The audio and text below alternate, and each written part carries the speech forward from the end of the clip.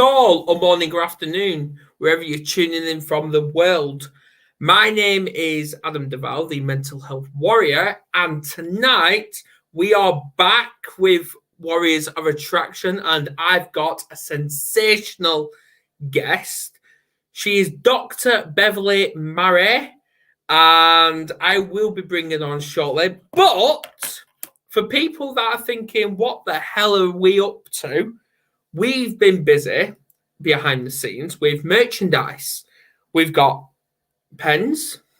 I'll do close up. There you go.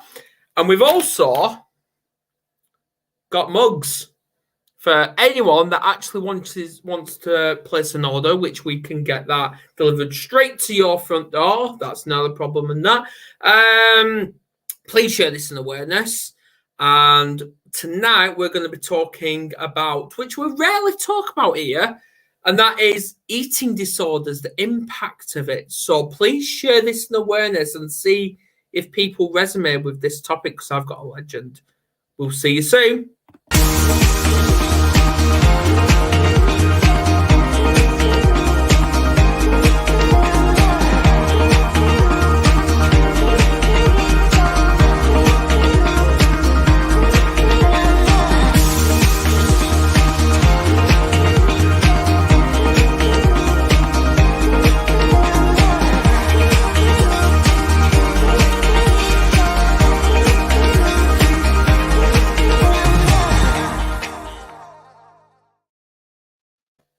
Good evening, Beverley. How are you?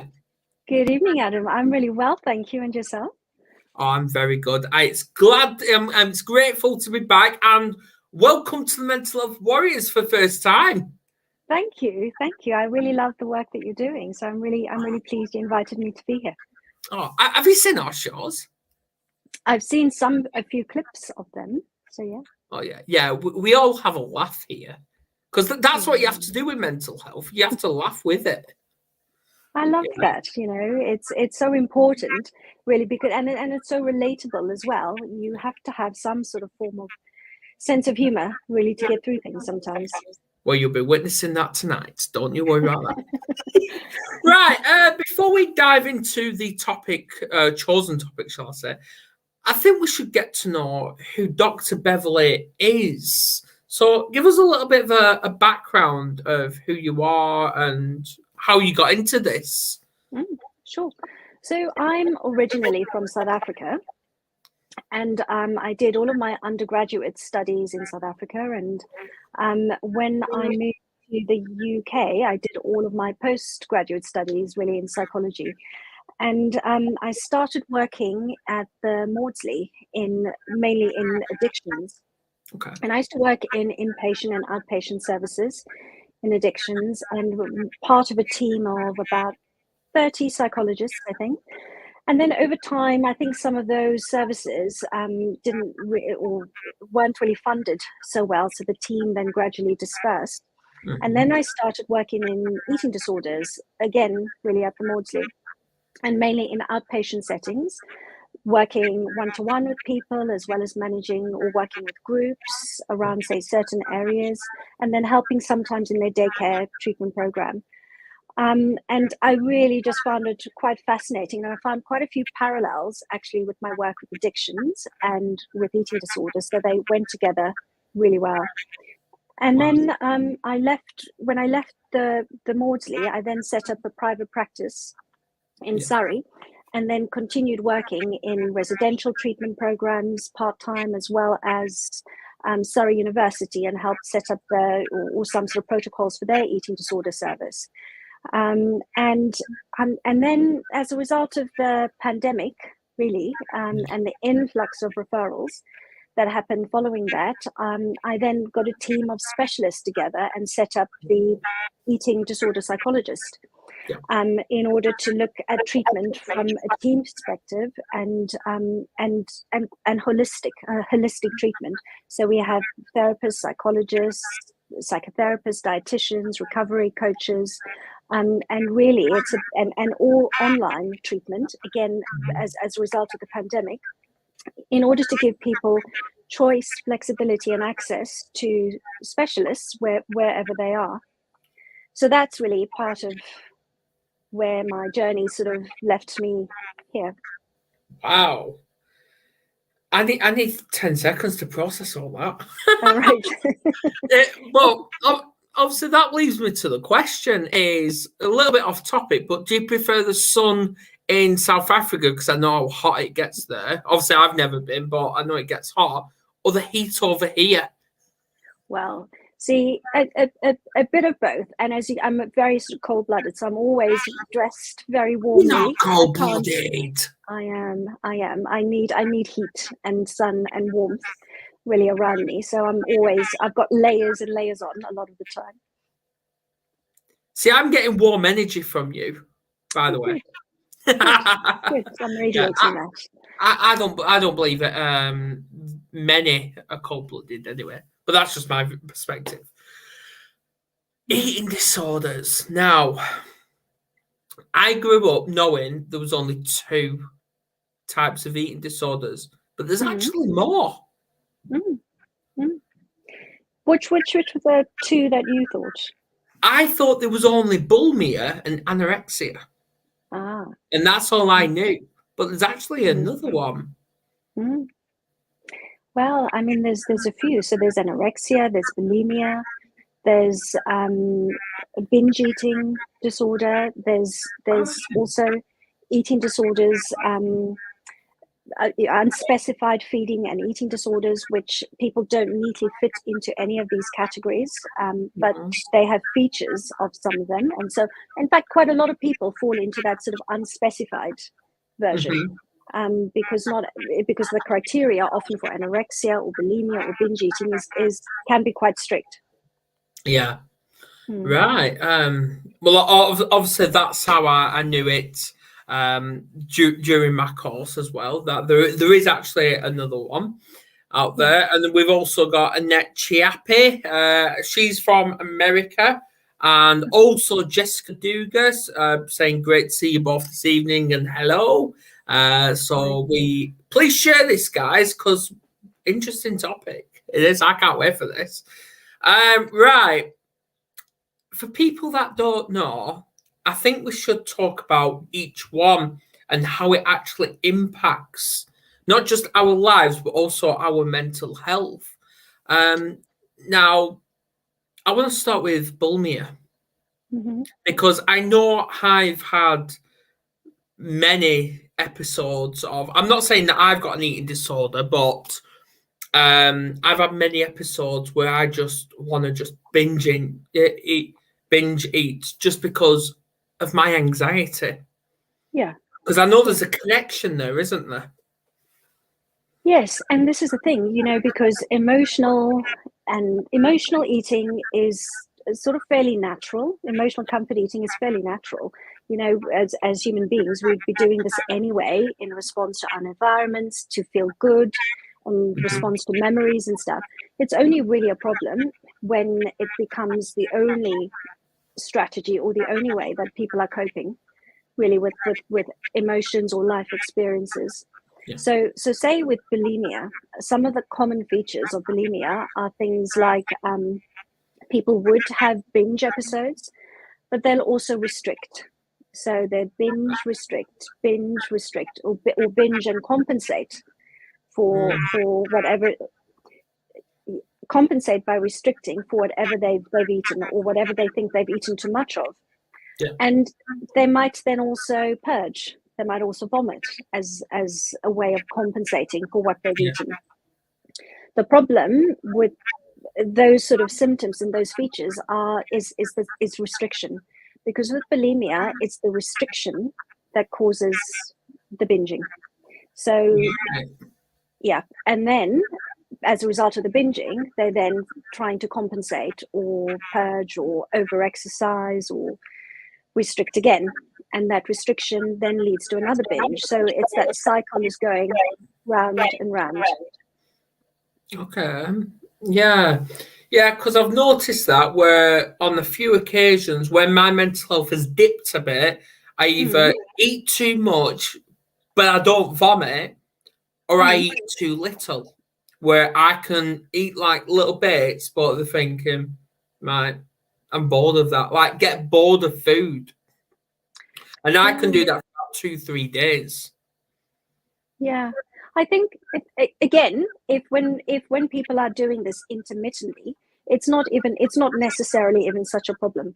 But when it's happening on a regular basis, and then when it is happening on a regular basis, people then become quite preoccupied Yeah. with how they're eating, how they're looking, planning dinners, avoiding things, say here and there, trying to be resourceful, trying to be secretive around others. But one of the main things that we often try to look at with eating issues is whether is the physiological stuff and the emotional stuff. So if people are restricting, we know they're binging because of physiology. That's just the natural body response to starvation or restriction.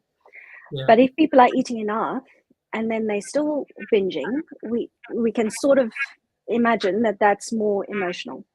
There's something else that's going on that's being triggered. Wow. I didn't think of it like that. Yeah. Interesting. Yeah. Yeah. So it's not always emotional or because of other things. It could be because they just haven't been eating enough. But that's one way of differentiating. Yeah. Because obviously me and my partner, we're raising 2 autistic kids, and it's not easy. Where No. it literally, they know how to keep us on our feet, and there's been times where we have gone absolutely all day with nothing to eat, or for example, a packet of crisp there, and then literally at night time when the kids are bed and we're like, we can breathe again, we just order a takeaway because we're too knackered just to cook. Yes. That'd Absolutely. be emotional then, won't it? No, so that's actually just not having had, well, you could say it's emotional, but it might also be because you just haven't eaten enough, say during the day. So you're also then choosing the easiest option Yeah. at the end. All right. Okay. Right. On to anorexia. Now, I know from anorexia is they eat too little and they're really got those restrictions on. And if, for example, they eat a banana, they have to exercise to get that weight back off. Yeah. Yeah. So some people might over-exercise, some people might not. So again, everyone is a little bit unique in their presentation, but there's similar features that tend to happen. So say with anorexia, the main feature is people are restricting quite a lot, to the extent that they're constantly losing weight, or their weight can be kind of quite low. Having said that, people can suffer from anorexia and anorexic features in all sorts of different body shapes and sizes as well. It's more about the level of restriction and the level of preoccupation, say with thoughts around food and fears about food, and the desire almost for this emaciated body of sorts. Yeah, all right. Yeah. And if people's got any questions for Dr. Beverley, she's open. So she clearly knows the stuff, and there's the evidence. But what I want to know is, from all of that, how did you actually, because you've explained it a little bit, but how did you actually recognize, right, like your first client, you've got an eating disorder? How did you see the signs of that? Yeah, so often if people are coming, say, for therapy or whatever, we'd do an assessment. So we'd have sort of certain criteria that we would want to look at and see where people are at on that spectrum. Okay. So generally, people would talk about feeling really fed up or unhappy with their eating behaviors. And sometimes they might come because of weight, feeling like they're so unhappy with their body weight. They just, and whatever it is they're doing to problem solve that isn't working, or it's making their mental health deteriorate, really even worse. I know that. So therefore they're now coming to therapy for help with that. Right. And so we then just break it down to understand what are they eating? What are the patterns that are going on? What's the experience of their body? How do they feel about their body? Because of course, some people with eating issues, anorexia, bulimia, etc., can also have what we call body dysmorphia, where what they're seeing, the reflection that they're seeing in the mirror or wherever isn't an accurate reflection of how they look. And they perceive themselves as, I don't know, somehow distorted or bigger than what they are, and or certain parts of them as distorted. So we sort of try to get a sense of how they're also seeing themselves. And then also, what are some of the behaviors that people are engaged in on a regular basis that also create some sort of disturbance, really, with their eating? So things like some people might be weighing themselves every day or regularly and get really stressed about the numbers on the scale. Some people might be weighing their foods or calorie counting a lot of the time. Disordered eating becomes an eating disorder when people are organizing all of their lives and activities around how they're eating. Some people might be avoiding social situations and friends, hanging out with others because of food, and not wanting to put themselves in a position where they're having to eat, and because it makes them super anxious all the time, and that's what they're sort of trying to avoid. Yeah, what I've noticed, and from doing my mental health training, is obviously they never brought it up, but I picked up on the messages that when you are weighing yourself, like for example, if you're too thin or you're got a little bit of weight on, you go for the weights, and if you feel like that's not accurate, the first thing that pops into your head, I need to go to the gym. But that's not always the right outcome. No, because the gym ideally, or exercise ideally, is about feeling good, getting stronger, active, fit. That ideally is what it's about. Yeah. It's not supposed to be a way of compensating for what you're eating, or thinking that you only deserve to eat if you've been working out, or whether you're eaten, you're now got to work off the excess calories and stuff. So yeah. We have a question off Annette. Have you ever witnessed the opposite of the perception in the mirror? I would look in the mirror and see a thinner version of myself, but I was overweight, almost like I was lying to myself. Absolutely.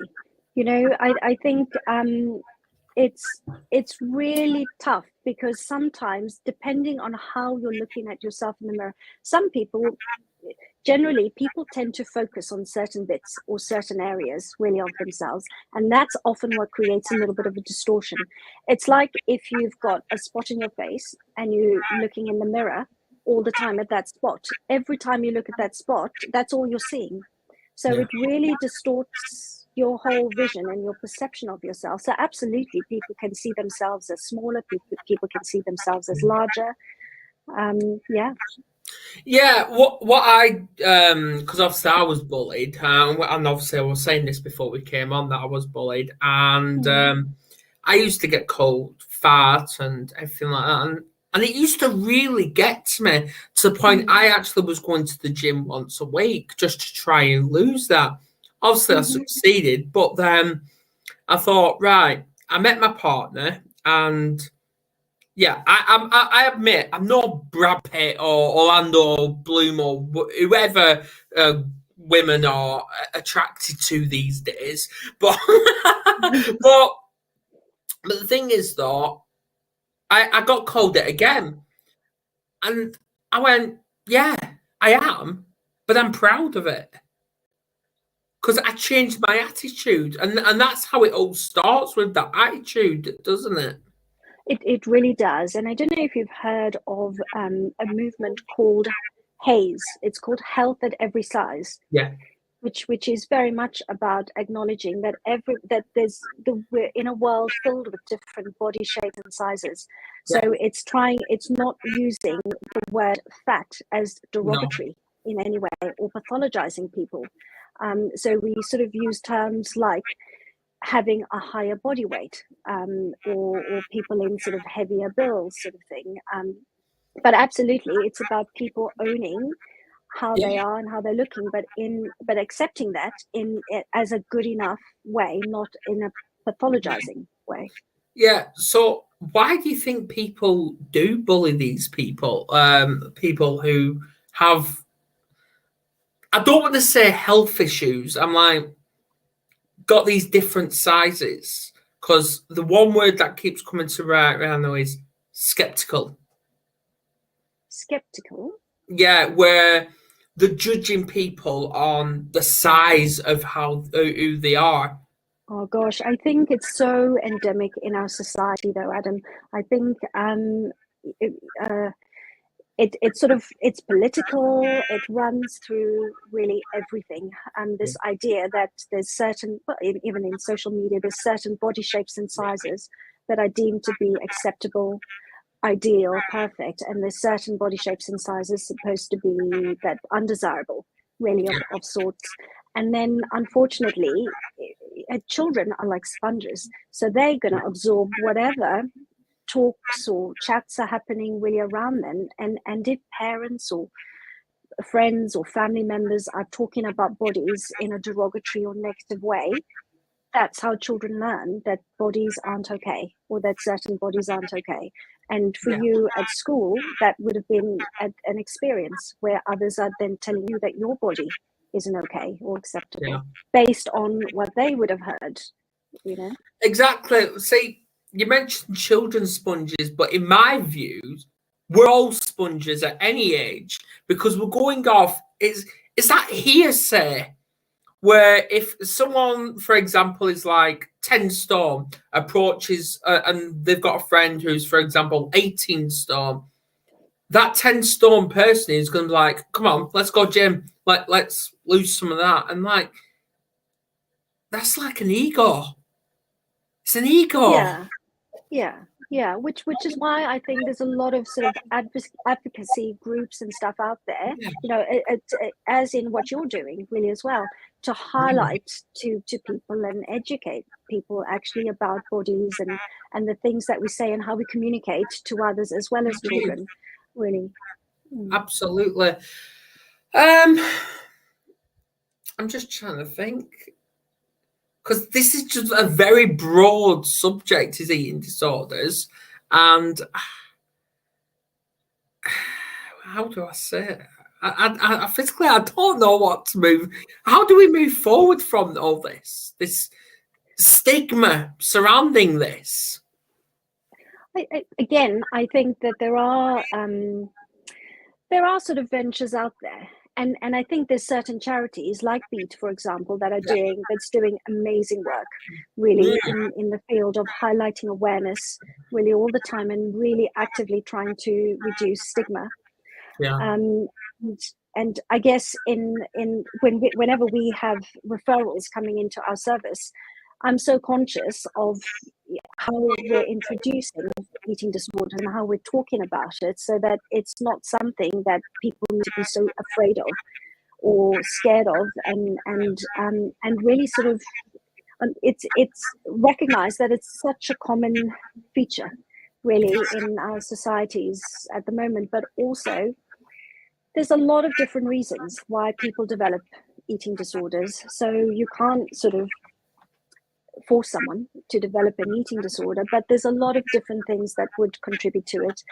And one of those things are sort of media messages around what's good and not so good in terms of how people should look and appearance. But I guess there's other things like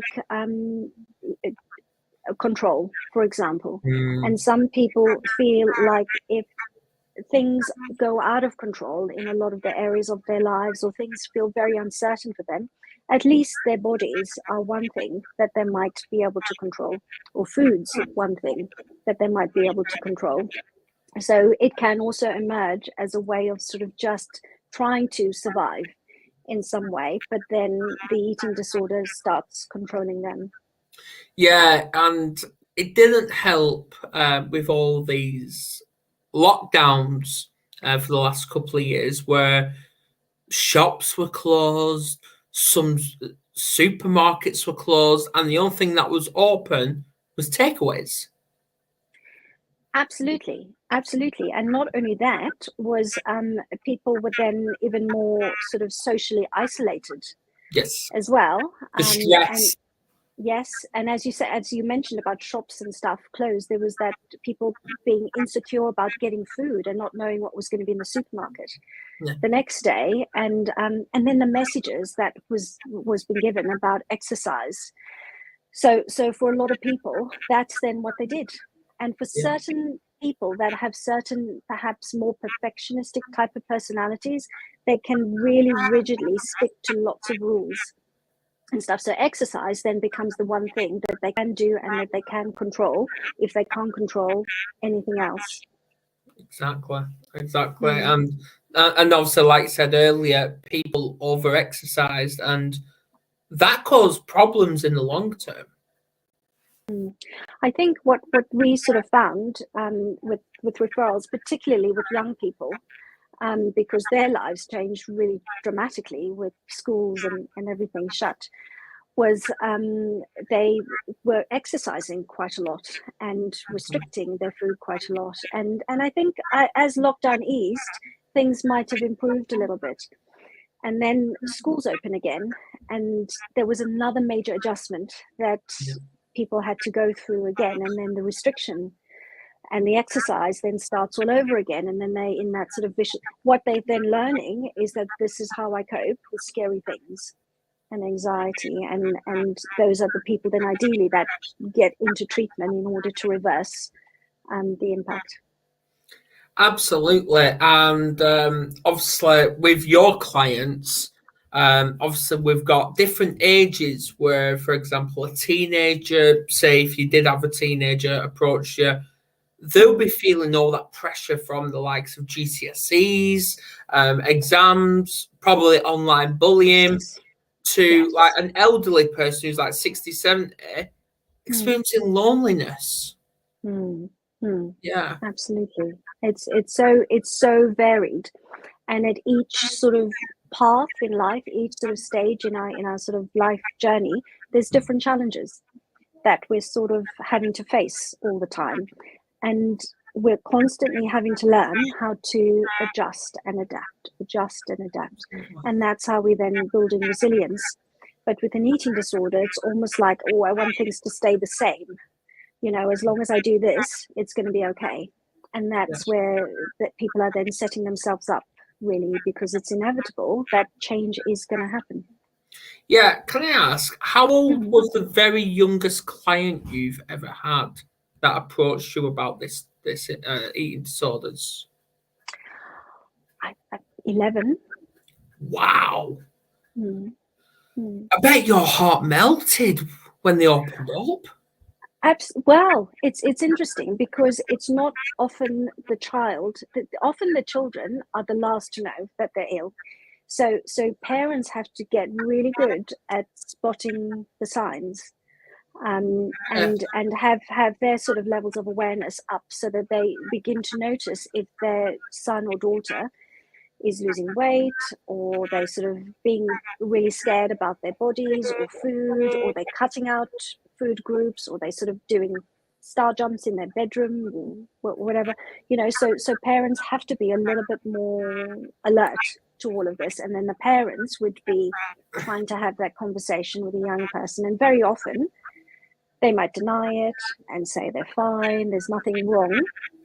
But very, very often after a parent has initiated that conversation, maybe a few days later or a week or whatever, they're there, then they're struggling. It's now out in the open, and it's really difficult for them to bring it out in the open. Yeah, I remember that because this was a few weeks ago. Obviously, me and my partner were just chilling, like just sitting in bed, and our son came in. Now he's 10 years old, and he doesn't like wearing t-shirts. So like, well, okay, if that's how it is. And he went to the mirror and he was doing all that with his tummy. And we're like, Lucas, are you okay? And he went, yeah, I'm fine. I'm like, do you think you're fat? And he went, no, I don't. I'm like, right, because we love you and you're beautiful the way you are. And that's what we're doing, because we're putting those positive vibes onto him. I think that's really lovely, Adam. And it's interesting because with boys and men, when it comes to eating disorders, sometimes it's not so much about gaining weight. It's more about having this sort of muscular type physique. So they might be sort of going to the gym a lot more, or over exercising, having sort of super healthy meals, and think that, oh, they're being healthy. But actually, their world's revolving around exercise and rest and walking 2 hours a day in order to get. So it then again takes over their world.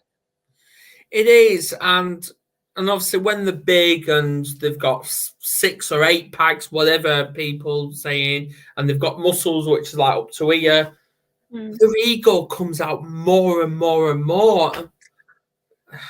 It might though, but very often, and this is at the bottom, the almost the core of what goes on with eating issues is self-esteem, and real sort of low self-esteem issues, and thinking that that you're only as worthy as how you're looking in some way, or how much you're weighing, or whatever number, or whatever how many muscles you have, or whatever. That's then the sole determinant of your self-worth, which is why it then becomes so scary if you're then not exercising, or if you've binged, or if you've gained weight. Yeah, absolutely. So do you think, and I'm going off my perspective here, with all this program, which I think has been cut now on Channel 4, whatever it was, super size versus super skinny. Now, what was your view on that, if you ever watched it, compared to what is happening today? Do you think it inspired people, or do you think it actually promoted these issues? Yeah, I think programs like that are a little bit harmful, really, for people. And I don't think there's a lot that people really get or learn from it, other than entertainment, really, of sorts. But what it does is it sometimes, again, pathologizes body weights and shapes. Yeah. I think absolutely there are sort of things in there about mood and building relationships, or trying to see the connections between food and mood, and really having some insight into people's struggles, really, with their bodies and weight. But if the focus is solely on weight loss or weight gain, then you're sort of missing the point, because actually there's other things that are happening, that and programs like that often are focusing on weight and weighing people and measuring and stuff, and then people, and it socializes people to think that this is normal, that this is okay, and this is where you need to be working towards. I agree with that, because and this leads me to my next question here, because in the program and that, on a couple of occasions, I saw this person waking this skinny person, well, thin person, shall I say, up during the night to go and have something to eat. And I feel like they force these people to do this, which I'm against in some way. But this is the biggest question, actually. I always wanted to know. When we're asleep, do we lose like pounds? I think our bodies are working all the time. Oh, they are. This is the thing. It's all the time. When we're eating and fueling ourselves during the day, the body's distributing it. It's sort of getting rid of it. We're sort of using it up as energy, and at night it's repairing and working. So it's constantly working. We don't need to be working so hard all the time to question or double check what the body's up to. Yeah, because I've actually changed, because I take a drink to bed, and I've changed it where I was drinking pop, which obviously kept me up during the night. So that was a big, I had to stop that. Yeah. Then going to juice, which made me a little bit dehydrated a little bit, but then I just take water now. Yeah. Yeah. I often take a warm drink. That's just me. I love teas or decaf teas or warm drinks. So that, it's fine. Everything in moderation is fine. It's each to their own, isn't it? It really is. And it's you then having a think and reflecting on, okay, the pop wasn't so great because it then affected my sleep, and juice, this or that, and then water is then the option for now. There might be something else further down the line. Maybe. Now, you mentioned school earlier, and this is what I really don't get and don't understand about the education, because when the children are having their school dinners, instead of having, like, I don't know, a small cup of juice or water, they're giving them milk.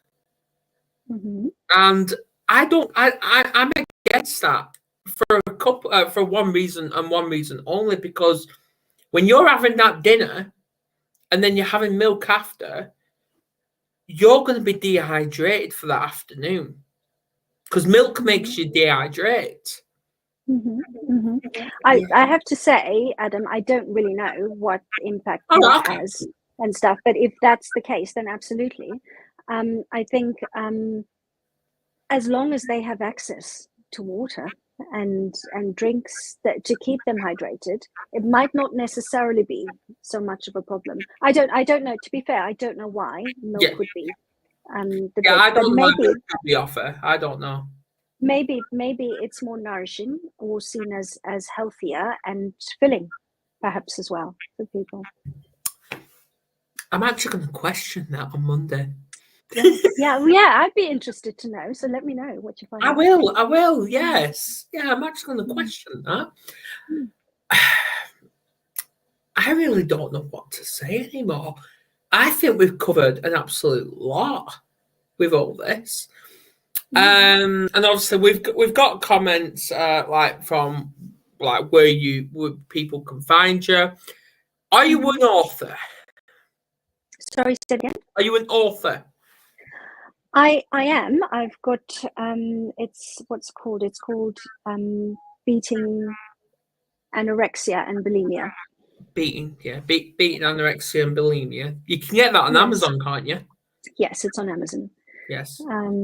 And I mean, at the moment with our service, I think the themes that we sort of see are popping up at the moment are a lot of young people really struggling with eating and stuff. And the problem at the moment, when you talk about stigma, is they have an eating disorder, but because a lot of the services, and particularly NHS services, are under-resourced and stuff, they're at capacity, and therefore young people, and therefore their criteria has to be quite strict in terms of the sort of people that they can take in and treat.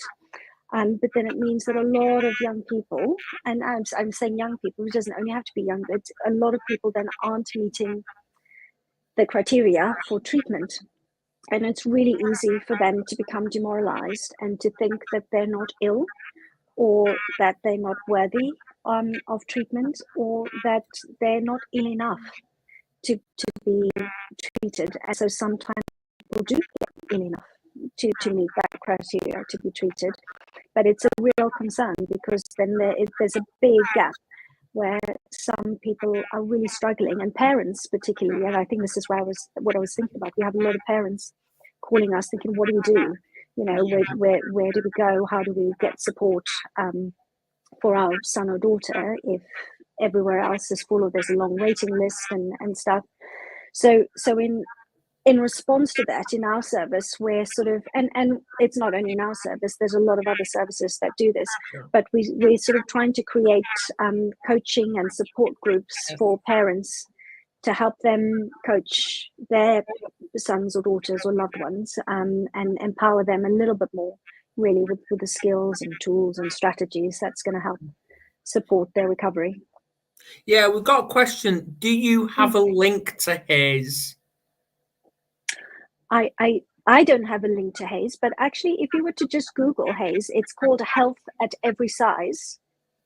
And there's all sorts of information really on there about that's really great into the mindset. Ideally, we're all holding about bodies. Absolutely. Yeah, well, I think we pretty much covered everything. Unless there's anything else you need to say about this. I don't. I've really enjoyed talking to you and chatting to you and where all of this has gone.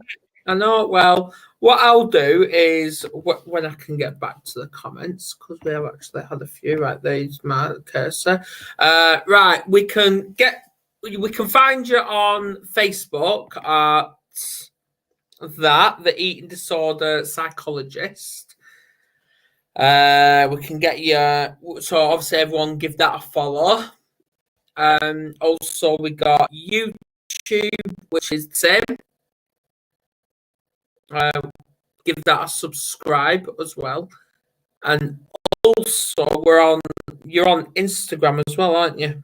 Mm-hmm. Oh no, I've literally just done Facebook again, haven't I? What am I like? Right, that's Instagram. So go and check her out there. Right, here we go. There's the YouTube. Right. Okay. Right.